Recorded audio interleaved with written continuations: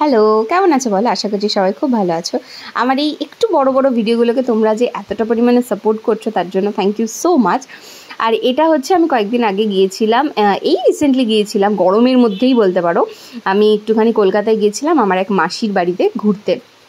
যেই দিনকে যাই সেদিনকে ট্রেনের এত প্রবলেম, আমি যে অ্যাট লাস্ট ট্রেনটায় উঠে ট্রেনটা যে ছেড়েছে এটাই আমার সেদিনকে ভাগ্যের বিষয় ছিল।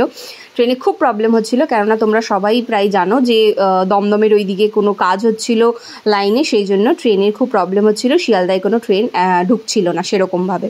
তো যাই হোক, তাই এখান থেকে আমি বেরিয়ে গিয়েছিলাম কলকাতার উদ্দেশ্যে কৃষ্ণনগর থেকে সকালবেলায় টোটো করে মায়ের সাথে। তারপরে তো পৌঁছে গেলাম মাসির বাড়ি থেকেই আমরা আবার মানে কিছুক্ষণের মধ্যেই আবার আমি আর আমার ওই মাসির মেয়ে আমরা বেরিয়ে পড়েছিলাম শপিং করতে, ঘোরাঘুরি করতে, এই সমস্ত। তো প্রথমে গিয়ে একটুখানি খেয়ে নিয়েছিলাম, কেননা দুপুরবেলায় আমরা বেরিয়েছিলাম, কিচ্ছু খাইনি। তো যাই হোক, ওখানে গিয়ে আমরা একটুখানি হালকা পাতলা খেয়ে নিই, একটু ফ্রাইড রাইস, একটু এটা যত সম্ভব চিলি গার্লিক দিয়ে কিছু একটা ছিল চিকেনের। তারপরে তো আমরা একটুখানি মলে হাসি আড্ডা মজা এইসব করে বেড়াচ্ছিলাম। তারপরে হাঁটতে হাঁটতে চলে গিয়েছিলাম, আমি কলকাতায় তো অনেক জিনিস দেখিনি, জানি না কোথায় কি অতটা। তো একটু ফুলের একটা বাজার ছিল, আমার খুব ভালো লাগছিলো দেখতে, তো আবার ওখানে নিয়ে গেল, আমি একটুখানি ভিডিও করে নিয়েছিলাম। এটারও কিন্তু পার্ট আসছে, দেখাচ্ছে কিন্তু নেক্সট ব্লগে। টাটা।